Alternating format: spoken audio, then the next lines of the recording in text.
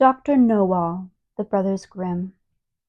There was once on a time a poor peasant called Crab, who drove with 2 oxen a load of wood to the town and sold it to a doctor for 2 talkers. When the money was being counted out to him, it so happened that the doctor was sitting at table, and when the peasant saw how daintily he ate and drank, his heart desired what he saw, and he would willingly have been a doctor too. So he remained standing a while, and at length inquired if he too could not be a doctor. "Oh yes," said the doctor, "that is soon managed." "What must I do?" said the peasant. "In the first place, buy yourself an ABC book of the kind which has a cock on the frontispiece.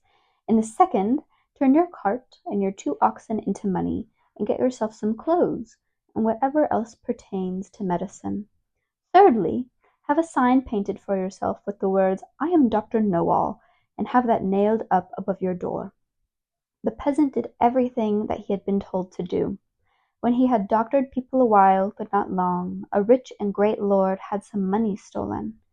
Then he was told about Dr. Knowall, who lived in such and such a village, and must know what had become of the money. So the lord had the horses put in his carriage, drove out to the village, and asked Crab if he were Dr. Knowall. Yes, he was, he said. Then he was to go with him and bring him back the stolen money. "Oh yes, but Grief, my wife, must go too." The lord was willing, and let both of them have a seat in the carriage, and they all drove away together. When they came to the nobleman's castle, the table was spread, and Crab was told to sit down and eat. "Yes, but my wife, Grief, too," said he, and he seated himself with her at the table. And when the first servant came with a dish of delicate fare, the peasant nudged his wife, and said, "Grief, that was the first," meaning that was the servant who brought the first dish. The servant, however, thought he intended by that to say, "That is the first thief," and as he actually was so, he was terrified, and said to his comrade outside, "The doctor knows all. We shall fare ill. He said I was the first." The second did not want to go in at all, but was forced. So when he went in with his dish, the peasant nudged his wife and said, "Grief, that is the second." The servant was just as much alarmed, and he got out. The third did not fare better, for the peasant again said, "Grief, that is the third." The fourth had to carry in a dish that was covered, and the lord told the doctor that he was to show his skill and guess what was beneath the cover.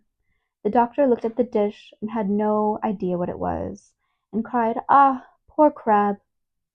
When the lord heard that, he cried, "There! He knows it! He knows who has the money!" On this the servants looked terribly uneasy, and made a sign to the doctor that they wished him to step outside for a moment. When, therefore, he went out, all 4 of them confessed to him that they had stolen the money, and said that they would willingly restore it to him, give him a heavy sum into the bargain, if he would not denounce them, for if he did they would be hanged. They led him to a spot where the money was concealed. With this the doctor was satisfied, and returned to the hall, sat down at the table, and said, "My lord, now I will search in my book where the gold is hidden." The 5th servant, however, crept into the stove to hear if the doctor knew still more. The doctor, however, sat still and opened his ABC book, turned the pages backwards and forwards, and looked for the cock. As he could not find it immediately, he said, "I know you are there, so you had better show yourself." Then the fellow in the stove thought the doctor meant him, and full of terror sprang out, crying, "The man knows everything." Then Dr. Knowall showed the count where the money was, but did not say who had stolen it, and received from both sides much money and reward, and became a renowned man. The end.